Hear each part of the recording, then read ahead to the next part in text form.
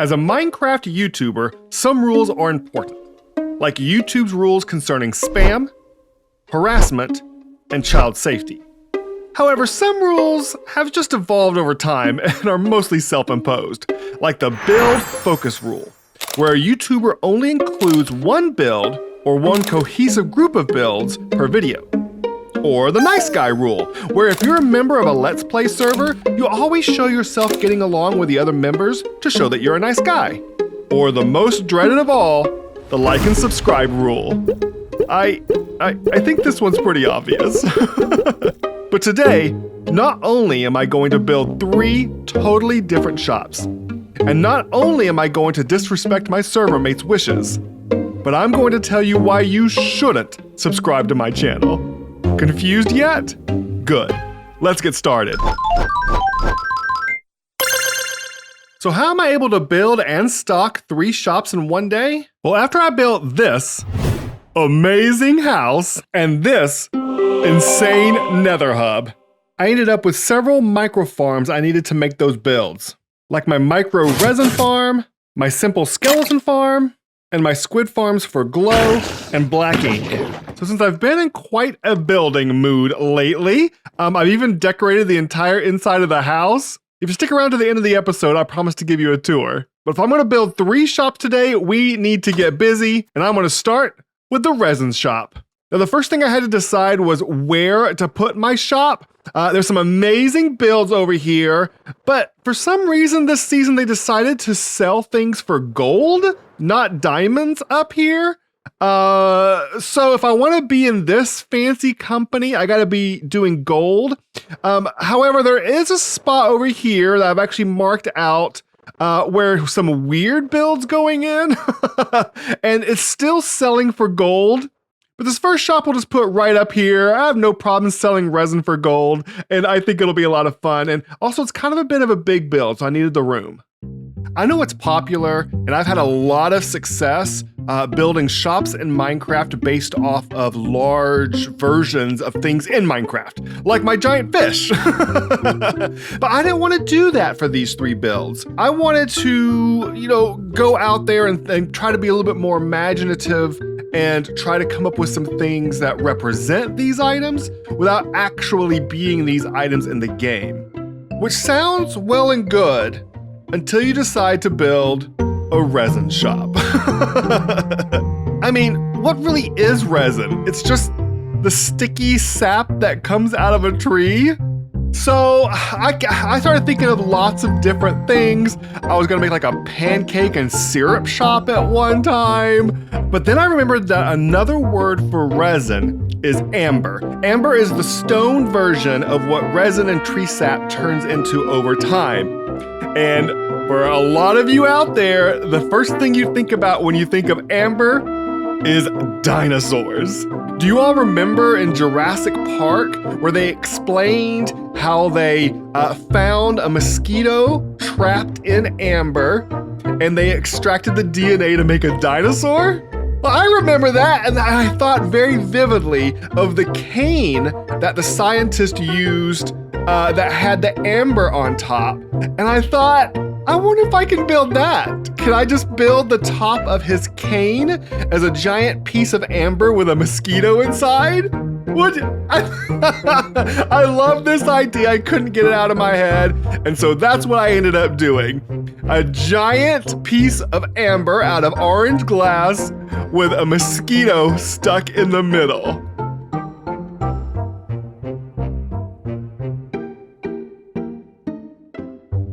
I have never spent so much time looking at pictures of mosquitoes as I did when I tried to make this. Have you ever really looked at one and tried to figure out what its shape is? I still think it's more of a fly. I think a mosquito is probably more slender, but Minecraft. But I think it turned out so good. I am super happy with it. Here we go. This is the resin shop. Completely stocked. Let's see. I didn't go too cheap on the gold like some of the other people are. I am doing 9 gold for like a block for a stack of the clumps. I chose not to sell blocks because it's selling for gold. I don't want to sell entire blocks of resin for gold. So this was a good compromise. But I love the shop. I love how it turned out. And now we can move on to shop number 2. And I'm excited about this one because we're not going to be selling things for gold. We're going to go down there in the black market area and sell for diamonds this time. With its limited space and its low visibility, you know, us YouTubers like to put our builds big and bold in front of everybody to see, right? So being down here isn't a huge appeal except for the diamonds.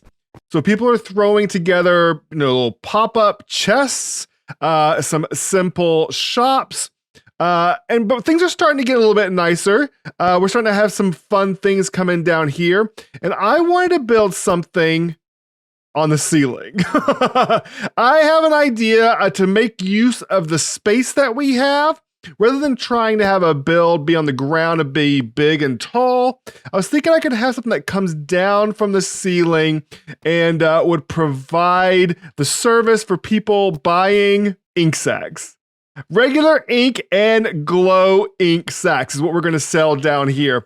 I think that's probably one of the best things I can do selling for diamonds. I'm not sure how much people will buy resin, and I think there might be a couple of bone shops already on the server, so they may not get. I don't really care about using gold. I don't really mind selling those for gold because I don't think people will buy them too much, but I think people will buy the ink sacks. So I want to make sure and sell them for diamonds, and we're going to do it down here. All right, this is the only one of the 3 that I knew exactly what I wanted to do before I got started.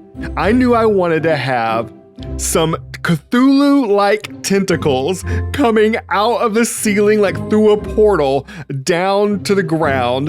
That's the vision I had in my head. I even told the members of the server what I was planning on doing, and Jen gave me a really fun idea to have the tentacles actually holding the chest, which I loved. But I was still pretty nervous about how I was going to pull this off. You see, organic shapes are pretty tricky in Minecraft because of the blocks. So if you want to pull something off organic, it's better to do it big, so you can get more of those rounded shapes than, you know, the square block shapes. And I've actually pulled this off twice before. Twice I've made tentacles before. One time I had like a lava creature coming out of the lava in the nether.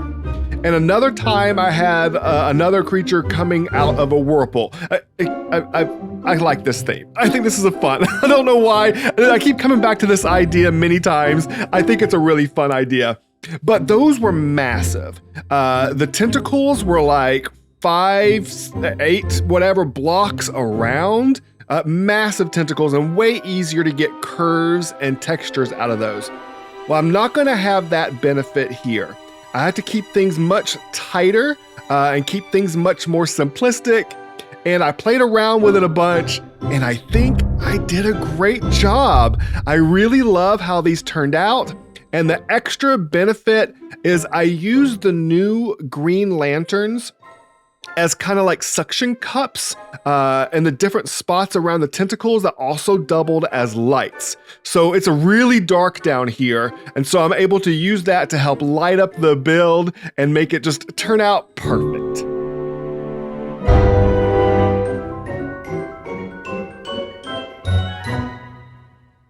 I love how this turned out.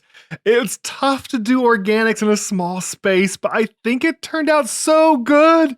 I love it. I was worried about it being dark. So up above half slabs and stairs, I've got some lighting and torches. You can see underneath here, I got some lighting and torches in here. And of course, I have all the lights around in the legs. I think it turned out so good. I think one of the things I like about it most is how it really starts to bring this area to life. I think before you had these individual shops that were kind of just stuck here, but this kind of makes things look a little bit more cohesive. If you look, I think there's gonna be somebody putting a shop back behind it, and I think that'll be perfect. Just kind of like really pulls the area kind of together. I think it turned out so good. And then of course over here what we have is I can sell for diamonds. So I'm gonna do 1 diamond for a stack of regular ink sac, and the same thing, a diamond for a stack of glow ink sac. What do you think? Do you love it? I love it. I think it's so cool. Okay. I guess now it's time for number 3. And I had an idea, and my idea was kind of big, and it's kind of pixel arty. So I needed a large, flat location to put it. And I did a lot of looking around, and I kind of came up with one idea. I'm not sure if it's a good idea, but I think it'll be okay. I think that it'll go just fine. Sometimes when you have a pixel art as a shop, this is a cool pixel art. Sometimes when you have a pixel art as a shop, you have a hard time. Let's say, for example, this was a shop. If this was a shop, you have a hard time, like, where do you put the contents? A lot of times you just end up putting it at the foot of the build. And so you need like a space where you can walk up. This is kind of cool because you could like walk up and you could do it if it was a shop. You have like a chest right there and you could get the items. Well, that's the one I was facing. And so I think I'm going to put it right here. Right here next to Eladrium's glass shop. Here's what I'm thinking. He has this great walkway area right here.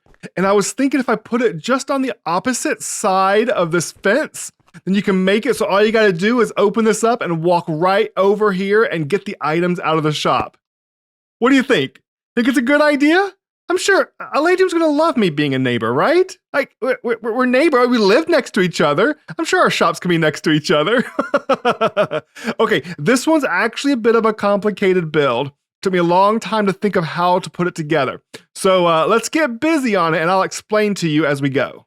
Before I talk about the design, I want to talk about what I'm having to do to make this work. I wanted to build with a bunch of coral blocks. And if you've ever used the colored coral blocks, they require water. They have to be touching water, otherwise they'll dry out and turn gray. Well, what I decided to do for this pixel art was to do it 3 wide with an empty space in the middle.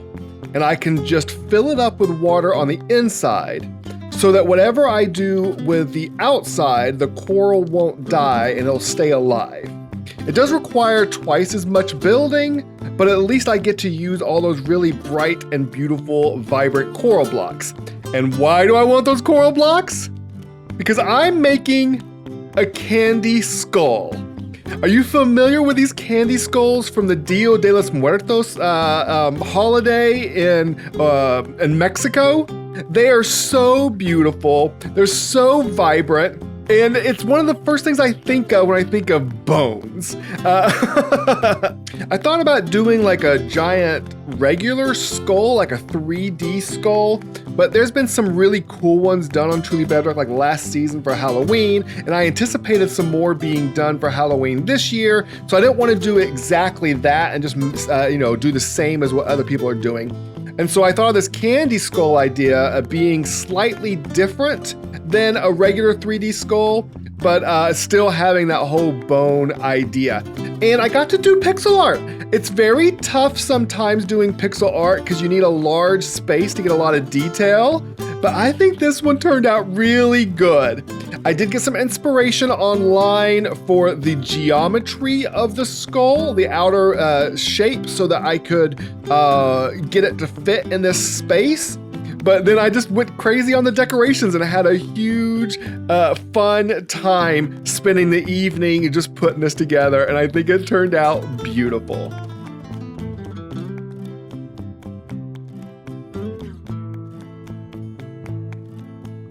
And there we go, the third and final shop of the day. It's a little close to Eladrium's shop, and if you go out this way, you kind of can't see his shop, but I'm sure he won't mind. We're great neighbors. I'm sure he's gonna love having me here. And look at that. I think it turned out amazing. I was really kind of nervous whether I could pull it off. When you do pixel art, you gotta go big. And I think it probably could have been cooler, bigger, but then that would have been insane. That would have just covered up so much space. So I'm really happy with how it turned out.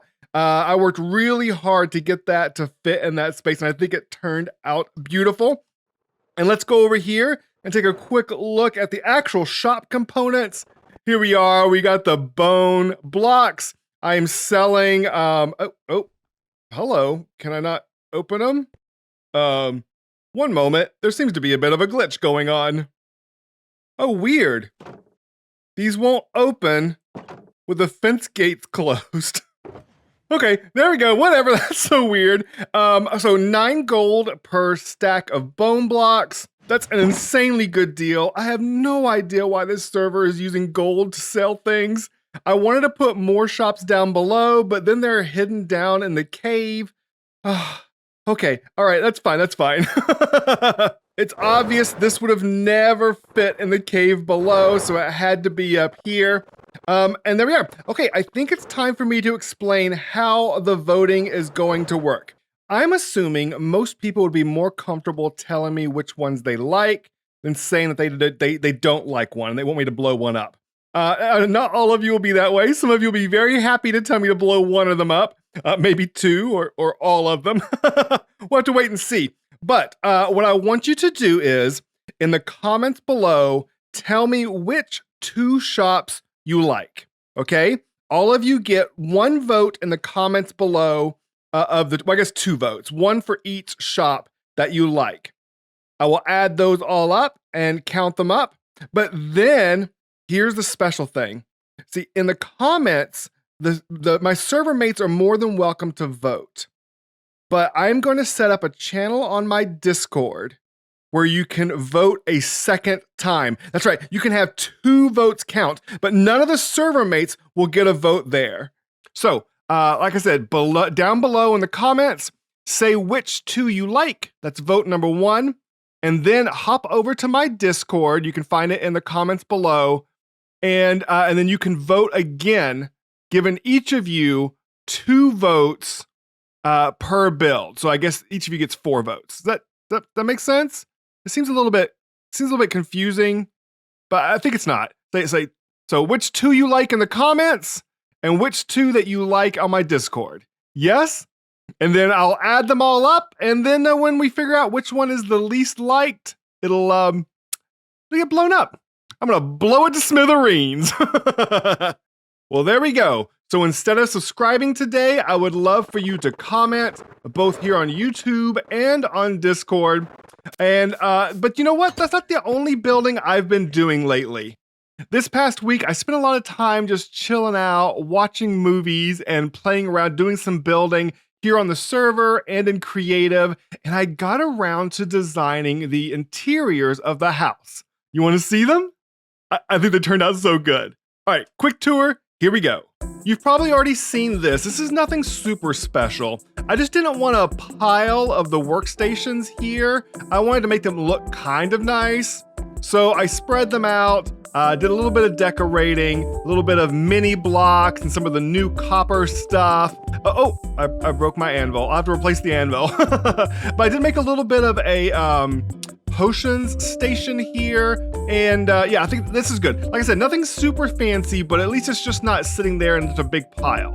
Okay, moving on to the living room. This is the one piece, this couch. I love this couch, but it's not mine. I didn't design it. This is the one piece that I actually went on Google to look up. With Minecraft, you can't escape inspiration, and I'm sure lots of things that I've done have been done by other people, but this one is a direct find off of Google somewhere. So yeah, I love this couch. I mainly wanted it because there's not a lot of room here. I wanted to make sure to have room for this beautiful wainscoting along the walls with the new shelves. I think everybody's been waiting to do this with the shelves. They look great. Some simple lamps. And then what I did back up here, behind all these paintings, I actually put light blocks because light will actually shine through the paintings, and that helps this area stay nice and bright when it gets dark outside. And I have a couple plants. The plants are important. I don't really know what solar punk interior design looks like, but I gave myself a few rules. I wanted to be pseudo-modern, so there's no chains, no spruce, and I tried to put plants in every room. I'm not sure I accomplished it, but I tried. So there we go. Those are my rules for solar punk interiors. Heading up to the next floor, we have the bunk room for all the wandering traders. I love these bunk beds and they turned out really good. I was gonna squeeze more in here, but then it felt kind of tight and claustrophobic, so I didn't do that. I have these looms just providing a little bit of texture for these jungle walls. I think the wood in the loom, if it's not jungle itself, the combo of the inner and outer looks like jungle. And then I got a couple paintings, one of the new ones. This is an old one that I almost never use because it's way too weird. Have you ever used this painting in a build? I've never done it. So I made it as fancy as I could and threw it up there to fill up that huge space in the wall. And then speaking of huge spaces, this is a massive ceiling. And it's really hard to fill up the space on a ceiling this big. I think these giant planters look perfect. It does the solar punk vibe, it fills up the space for the massive ceiling, and I think it turned out so good. Another cool little lamp there with some of the new copper lightning rods, and there we go. That's the bunk room. Then moving up in here, we have what will be the map room. I just found out the other day that I have permission to make a giant map wall. When you're on a server with, dozens and dozens of people, like a public server, it's really difficult to manage too many maps because they make the file size too big. But on our server, it's not going to be a problem. So I asked around, Silent said it's no problem, and so I'll be building a giant map wall right here, which is kind of like a workstation for the wandering traders to know where they're going, where they've come from, and what it's like on the world around them. Okay, moving on up. I didn't know whether to make this a library or a bedroom. So I kind of combined the ideas. I have a little, I don't want to call it a library, but I got some bookshelves over here to give a little bit of a library feel. I love that lamp right there. I got some little shelvings for some decorations, and I like this bed. There's lots of designs online or anything for 2 wide, and I have several 2 wide beds that I've made. I wanted it to line up the middle, and I wanted it to be big, so I went 3 wide. I think it turned out good, and of course I changed the painting. You knew I was gonna change the painting, right? It's the original dog with the red collar, but I had to make it a Bebop collar, right? There we go, that looks good. And speaking of Bebop, I have a little room for him in here. I don't know if he'll ever use it. He still hasn't come out of his basement down below, but hopefully he will soon and come up here and get some rest. And that's basically it. I love how the ceilings, walls, floors, everything came together. I made everything too thick, so behind this wall is a different block. And it helped be able to make all kinds of different designs and make each room unique and different. And then here we are back here at the top at our garden rooftop. And that's it. That's it. We did it. Oh, you know what? There's one more space. Speaking of Bebop, let's see if we can go down below. Surely the iron golem is not blocking our way anymore and we can get down there. All right, let's see. Okay, all right, no sign. Oh, no golem. Bebop? What? What in the world is this? What is he doing? Is this a... Oh, Bebop has an assistant. Is this like a laboratory? What's going on down here? This is a little odd. I don't really know. Oh, and he has a map wall already. How does he have a map wall before me? Okay, I have no idea what he has going on right now. What is all this? We should probably get out of here before he catches up. He's behind me, isn't he?